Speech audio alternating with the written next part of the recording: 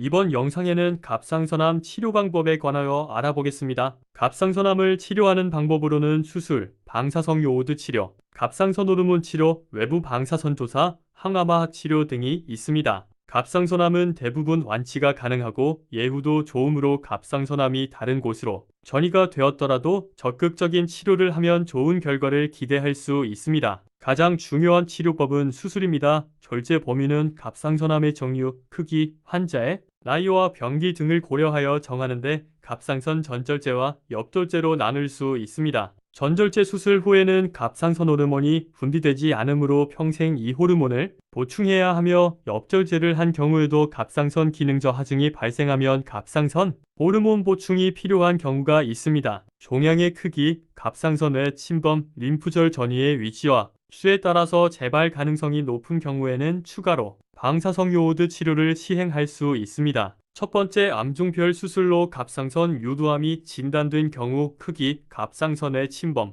림프절전이 다른 갑상선 안의 동반 여부 등을 자세히 평가하게 되고 재발의 확률이 높거나 추가적인 방사선 요오드 치료가 필요한 경우에는 갑상선 전체를 제거하는 갑상선전절제술을 시행합니다. 갑상선 유두암은 림프절 전이가 비교적 흔하며 1차적으로 중앙경부림프절을 침범하는 수가 많습니다. 그럴 경우 재수술이 까다롭기 때문에 갑상선과 중앙경부림프절을 함께 제거하기도 합니다. 여포암은 수술 전 조직검사 미세침흡인세포검사만으로는 양성과 악성을 구별할 수 없습니다. 여포성 종양으로 진단된 환자를 수술한 후 병리 조직검사를 하면 80%쯤은 양성이고 5대 0% 정도만 악성으로 판정됩니다. 처음부터 갑상선전절제술을 시행하면 암이 아닌 경우에도 평생 갑상선 호르몬 합성 제제를 복용해야 하므로 여포성 종양 환자는 번거롭더라도 일단 역절제술만을 하고 병리 조직 검사를 통해 암으로 판정된 경우에만 남아있는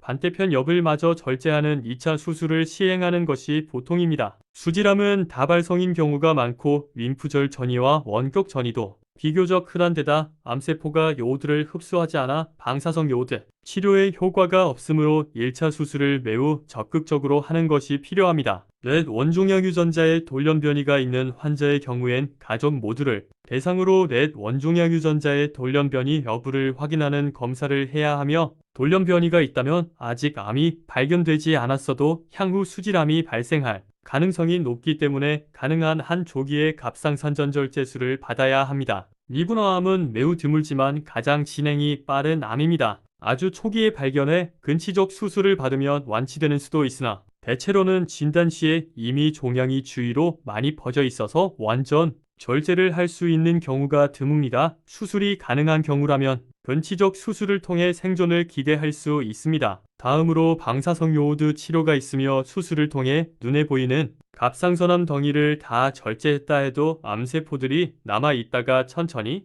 자라서 병이 재발할 수 있습니다. 이 가능성을 최소화하기 위해 방사성 요오드 치료를 합니다. 치료의 대상은 갑상선 전절제술을 받은 환자 중 재발 가능성이 다소 높은 환자들을 대상으로 방사성 요오드 치료를 받게 됩니다. 재발 가능성이 낮다고 판단되는 경우는 다른 부위로의 전이도 없으며 비교적 크기가 작고 주변 조직 침범이나 림프절 전이가 심하지 않은 경우입니다. 또한 예후가 나쁘다고 알려진 조직형이 아니어야 합니다. 다만 갑상선 암세포가 요오드를 흡수하는 것을 이용하는 치료인 만큼 군화암에서만 시행할 수 있고 수질암과 역형성암에는 적용할 수 없습니다. 방사성 요오드 치료는 전절제를 시행받은 환자의 경우에만 가능합니다. 만일 반절제고 조직검사 결과가 매우 안 좋은 경우에는 추가적으로 남아있는 갑상선을 제거하는 수술을 시행한 후에 방사선 요오드 치료를 하게 됩니다. 치료의 원리 및 방법은 방사성 요오드 치료는 방사선 에너지를 내는 동위원소를 첨가한 요오드를 복용했을 때 그것을 일반 요오드와 마찬가지로 우리 몸의 갑상선 세포가 가져간다는 사실을 이용하는 치료법입니다. 갑상선 호르몬의 복용에는 두 가지 목적이 있습니다. 첫째, 갑상선을 절제하고 나면 생리적으로 꼭 필요한 갑상선 호르몬을 체내에서 만들어내지 못하므로 신체 기능을 정상으로 유지하기 위해 평생 합성 갑상선 호르몬을 복용하게 됩니다. 둘째, 수술 후 갑상선 호르몬을 투여해 갑상선 자극 호르몬 TSH의 농도가 높아지지 않도록 하면 갑상선 분화암, 유두암 또는 여포암의 성장을 억제하는 효과가 있기 때문에 암의 재발을 막기 위해 복용합니다. 이것을 갑상선 자극 호르몬 억제요법이라고 합니다. 즉, 부족한 갑상선 호르몬의 보충과 갑상선암 재발 방지라는 이중의 목적을 위해 갑상선 호르몬제 복용은 필수적입니다. 하지만 갑상선 호르몬을 너무 많이 투여하면 심장 기능 악화나 골다공증 같은 부작용이 올 우려가 있으므로 해당 환자의 병기를 고려하여 적절한 용량을 정하는 것이 아주 중요합니다. 다음으로 외부 방사선 조사란 고에너지의 방사선을 기계를 이용하여 환자의 목이나 갑상선암이 전이된 부위에 쏘는 것입니다. 방사선이 닿는 부위만 치료하는 국소적 치료법입니다. 수술 시에 육안으로 갑상선 바깥으로 병소가 퍼져나간 것이 보여 미세한 병소가 남아있을 가능성이 높은 환자, 추가적 수술이 어렵거나 방사성 요오드 치료에 반응하지 않아 육안으로 보이는 잔여 병소가 있는 환자의 경우에 이요법을 고려합니다. 다음 항암화학 치료로 방법으로 갑상선암은 항암제에 잘 반응하지 않기 때문에 항암화학 치료를 널리 사용하지는 않으나 수술과 방사성 요오드 치료가 충분한 효과를 보지 못하는 경우에는 고려할 수 있습니다. 일부에서는 방사선 조사와 병행하기도 하며 세포독성 항암제에 의한 여러 가지 심각한 부작용이 생길 수 있습니다. 흔한 부작용으로는 오심과 구토, 입안의 궤양, 백혈구 감소증, 탈모 등과 방사선 조사 부위의 피부 괴사, 식도와 기관지의 염증 및 천공, 누 형성 등이